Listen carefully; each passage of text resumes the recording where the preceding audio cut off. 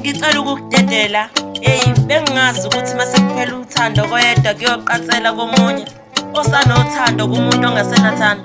Mntana umuntu, ngicela ukukudedela ngoba ngiyabona ngathi uthando lwami kade laphela. Mina sengibekezele njengekholwa ngikilinde uJesu.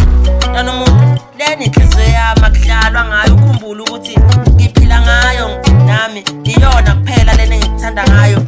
Bengithi uhlukile kunalabo engidlule kubona, kodwa kepha sengiyabona ukuthi ubungisengela kwezimithiyo mawuthi uyangithanda futhi uthando lwakho alusoze laphela. Igama lothando lihlezi liphuma ezindebeni zakho mihla namalanga, kodwa izeso zakho kumina zisho okunye. Mina ngiyakuthanda, ngifuna ukusikhohlisa, kodwa angeke ngivume inhliziyo yami idlale ngayo. Mntana umuntu, ukuthanda kwami kufana nokuthi ngithela amanzi emhlane yodada. Inhliziyo yakho ayisekho kumina, sewakhetha ukunikeza abanye. Kungcono kunami, waze wadlala ngami mntana umuntu. Wena ungibulale ngiphile enhliziyweni yami, wase uvulela omunye amasango ukuba angene.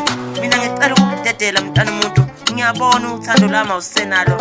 Bathi uthanda libona ukube liyabona ngabe liyasitshela imfihlo yalo.